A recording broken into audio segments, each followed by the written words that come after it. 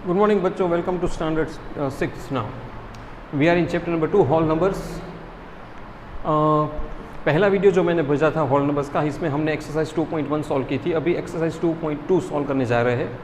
इस वीडियो में हमें देखना है कि किस तरह से हमारा मल्टीप्लिकेशन जो बड़े बड़े होते हैं, बड़े बड़े एडिशंस होते हैं, वो सिंपल फॉर्म से किया जाता है यूजिंग वेरियस प्रॉपर्टीज़ का उपयोग करके किस तरह से बहुत बड़े कैलकुलेशन को सिंपल बनाए, जिसमें क्या होगा कि मिस्टेक्स भी कम होगी और आपका टाइम भी बचेगा। और उसका एक प्रॉब्लम सम भी है, वो भी मैं यहाँ पे आपको सॉल्व करके भेज रहा हूँ। ठीक है, तो कुछ इंपॉर्टेंट सम्स के वीडियो आज मैं आपको भेज रहा हूँ। सबसे पहले बच्चों क्वेश्चन नंबर 1 और इसमें फाइंड बाय सूटेबल रीअरेंजमेंट ऐसा क्वेश्चन लिखा है आपकी टेक्स्ट बुक में एनसीईआरटी में, जिसमें मतलब आपको जो क्वेश्चन में जो भी नंबर्स दिए हैं उसको इस तरह से अरेंज करो कि आपका एडिशन सिंपल हो जाए।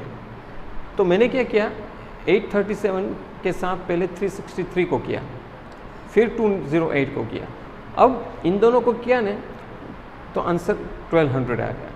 मैं 837 और 363 को ऐड कर रहा हूँ। देखो, क्योंकि 37 और 63 को ऐड करो तो 100 हो जाता है। 800 और 300 1100 होता है। 1100 में 100 डालो तो 1200। इस तरह से आपको पहले ज़रा थोड़ा देखना है, इसको सोचना है कि किस तरह से मैं अरेंज करूँ, टर्म को इधर उधर ले जाऊँ ताकि मेरा एडिशन जो बड़े बड़े नंबर से है वो सिंपल हो जाए।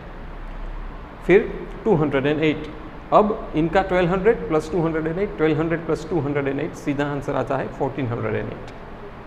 ओके, आप इस तरह से करो तो भी वही आंसर आएगा, अरेंजमेंट करके करोगे तो भी वही आंसर आएगा। Sums become simpler. फिर एक क्वेश्चन नंबर 3 है जिसमें मल्टीप्लिकेशन को किस तरह से आसान किया है वो समझा है। देखो, क्वेश्चन इस तरह है, 297 multiply by 17 plus 297 multiply by 3। तो डिस्ट्रीब्यूटिव प्रॉपर्टी से इसको बहुत ही आसानी से किया जाता है। आपको पता है distributive property of addition over multiplication वो एक प्रॉपर्टी है, जैसे मैंने पहले भी जिक्र किया था आपको, अगर आपको ये याद है तो, जिससे बहुत आसान हो जाएगा। अगर बच्चों आप 297 को पहले 17 से मल्टीप्लाई करोगे, फिर 297 को 3 से मल्टीप्लाई करोगे, फिर उसका एडिशन करोगे, बहुत टाइम जाएगा, मिस्टेक्स भी हो सकती है। इसकी जगह आप क्या करोगे, देखो दोनों में प्लस की साइन से पहले का एक टर्म बनता है, प्लस के साइन ये दूसरा टर्म बनता है। अब दोनों में कॉमन देखो तो दोनों में 297 है, उसको यहाँ लिख लो, फिर ब्रैकेट करो, प्लस की साइन है इसलिए बाकी के जो दो नंबर है उसको ऐड कर दो, 17 और 3, तो 17 प्लस 3 ब्रैकेट में हुआ 17 प्लस 3। अब 17 प्लस 3 कितना हुआ 20। 297 मल्टीप्लाई बाई 20 कर दो सीधा, तो सीधा 5940 आएगा। तो बच्चों बहुत ही आसान बन जाता है। अगर आप एक एक को मल्टीप्लाई करने जाओगे तो आपका टाइम भी वेस्ट होगा, मल्टीप्लिकेशन में मिस्टेक हो सकती है।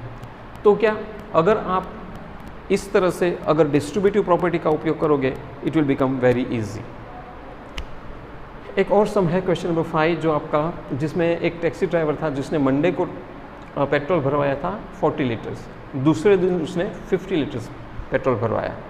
और अगर पेट्रोल के दाम 65 रुपीज़ पर लीटर है तो उसने टोटल कितना खर्च 2 दिन में पेट्रोल पर किया वो मुझे फाइंड करना है। तो अगेन मैं डिस्ट्रीब्यूटिव प्रॉपर्टी का यूज़ करूँगा तो वो जल्दी भी हो जाएगा और आसानी से भी हो जाएगा। अगर देखो, मैं 2 तरीके से कर सकता हूँ। 65 को 40 से मल्टीप्लाई करूँगा, जो भी आंसर आए, फिर 65 को 50 से मल्टीप्लाई करूँगा, क्योंकि 65 पेट्रोल का दाम है, पहले दिन 40 से किया तो 40 से मल्टीप्लाई करना, दूसरे दिन 50 लीटर भरवाया तो 50 से करूँगा, फिर उन दोनों का जो आंसर है उसका एडिशन करूँगा। It will be a long procedure.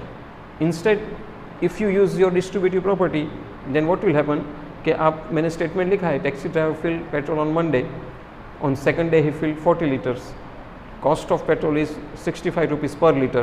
तो टोटल कॉस्ट कितना, तो 65 फिर ब्रैकेट में लिखिए 40 प्लस 50, क्योंकि टोटल ही करना पड़ेगा ना, क्योंकि पहले दिन 40 लीटर, दूसरे दिन 50 लीटर, तो टोटल कितना लीटर हुआ, 40 प्लस 50 हुआ 90। तो 65 मल्टीप्लाई बाई 90 करोगे तो 5850 होगा। तो टोटल 2 दिन में उन्होंने 5850 रुपीज़ का पेट्रोल भरवाया।